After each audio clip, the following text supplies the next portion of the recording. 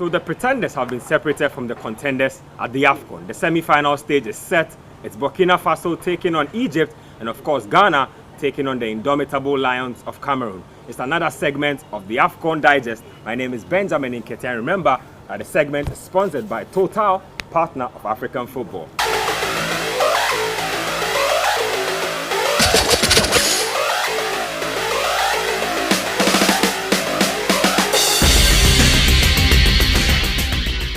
And is here with me to help us discuss the issues of what has gone on so far and how we got these semi-final pairings. Roman, Ghana versus Cameroon, of course, should be an exciting encounter. Well, two of the biggest countries in African football when they meet, and I tell you, this is going to be the toughest game Ghana has played in. Cameroon have won the Africa Cup of Nations before, and Ghana has won it 4 times, but nobody gave Cameroon a chance to make it against Senegal. There should be something very special about that Cameroonian team. Well, the Black Stars of Ghana have made it to the semi-final of the competition for the last 6 editions, so this should not be anything to surprise by if you go by recent history. But this is big. The Black Stars want to win the Africa Cup of Nations to bring an end to a 35-year wait for an AFCON trophy. They show that against DR Congo, and that sets out to what should be an epic encounter against the indomitable Lions. A lot can be said before or during the game, but I tell that one of the things that will define this game is the physicality. Well, you talk about physicality, and I remember an incident involving Andre BK Amogu pushing one of the Ghanaian players during that 2008 encounter between Ghana and Cameroon. The squads have changed a lot. I mean, there were a lot of legends, or you could say a lot of stalwarts in that Cameroon team. I can think about the likes of Solomon Olembe. Yeah. You can think about the likes of Makoun, the likes of Mbia. It's a very changed side from now. Even Ghana back then had Eric Addo, Nana Kojo-Asare, Bafo Jan, who was elder brother, of course, of Asamoah Gyan, was in that squad as well. The squad has changed now. There are a lot more youngsters in it. Do we expect that to play a key factor in it, or Ghana and Cameroon will maintain their characteristics? Well, I think the players are pumped up. One of the things about football is that it's got a lot of history in it, regardless of who dons the jersey. For Cameroon, I've got to say a massive, massive respect to what they've been able to pull off. Remember, about 7 key players, led by Liverpool's Joel Matip, rubbished the competition and pulled out. 7 of them were out of the competition. The likes of Vincent Abubakari, the likes of Benjamin Mukanjo, they've taken this particular competition serious. And look at where Cameroon are. If they make it to the final, it will be an amazing achievement for a country that has always been a very strong African footballing country, but has struggled in recent times because of key players not committed. For Ghana, I think the players themselves know very well the apathy, the dislike, this interest from Ghanaians, especially based on the amount of money they receive as bonuses. It's something they need to prove. 35 years without winning an African trophy. If you rope in the fact that we've been to the last 4 of the competition in the last 6 editions, it means that we have a very strong core team, but something, an ingredient of success or something to go on and clinch the trophy has always been missing. 2 years ago, the Black Stars were in the finals. If they're able to make it to the final in this one, I bet many will put their money on them to actually come out as victors. There's a lot at stake, no doubt about that. But this again promises to be another test. Where will it swing? Will it go to the Stars or to the Cameroonians? It's difficult to tell at this stage. Well, a lot was done in the build-up to the game against DR Congo to get Captain Asamoah Gyan fit. We know that now that there's a little more time, there's a possibility that he might start that semi-final. I mean, what do you make of the possibility of Gyan coming back into the squad as compared to what Jordan Ayew gave in the final game? I think I've seen Jordan Ayew play some very good football. I remember when I saw him play for Aston Villa against Swansea City in the English Premier League last season. But what he did against DR Congo was mind-blowing. I had never seen him play with a lot of passion and intent like he did against DR Congo. It reminds me of what Abedi Ayew Pele always says, that he thinks that Jordan is the most talented or gifted footballer of his sons. But you see, the bigger question has been his attitude and seriousness in games.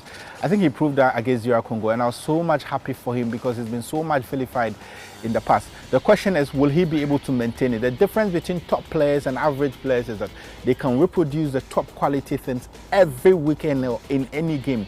It's now on to Jordan Ayew to reproduce such quality performance. I tell you, if he's able to play like he did against DR Congo and the Black Stars have Asamoah Gyan back, many will think that the Black Stars will have what it takes to go on and make it to the final. Having said so, we've seen Jordan Ayew actually show one good side, and then the next game he's very, very porous. I hope that is not what will happen in the next game against Cameroon.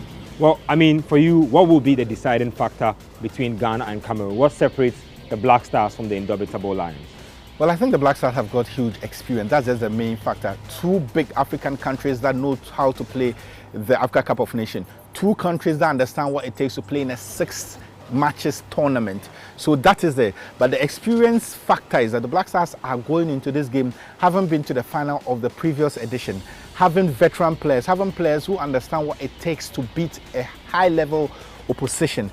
That's what's going to be the very, very defining factor. Apart from that, also, one factor that can decide this one is the willingness of the players. After all the talk is done, after all the tactical play, both sets of players on the field, who wants it more will be determined. I think that so far you cannot question the commitment levels of the Cameroonian footballers. They are willing to go through it. Some of them were called in last minute to replace those who have actually said they will not be playing, have shown very well that they can step in and do the business. I'm looking forward to this particular one because it will be evenly matched. Well, Rahman says that whoever wins this game will have to will their way to the game. It's the indomitable force and strength of Cameroon versus the wittiness and the intelligence of the Black Stars of Ghana. Another game that we have to look at, of course, is Burkina Faso versus Egypt. And going into this particular one, Egypt are still yet to concede a goal in the competition. Guess what? 44-year-old El Hadari is still in post, old, timeless, and still going. He certainly is a big part of how the Egyptians function. But of course, we can't go on without talking about the super sub, the motivator, the one most popular guy, I think, is at the tournament, Aristide Bansi, of course, of Burkina Faso. What will be the defining lines between Egypt and Burkina Faso? Well, that game is another entailing factor. And let's not talk about, Africa without talking about Egypt. I think what Egypt has done in this competition is set to prove that you can recover after going down. Egypt are the most successful country in the history of the Africa Cup of Nations. They've won it 7 times. They didn't qualify for the last 2 editions because of the chaos in their country. But once they are back, they show everybody that they've got what it takes to play and go all the way in this particular competition. I think the difference between Egypt getting to the final and staying out is just how well they take the game against Burkina Faso.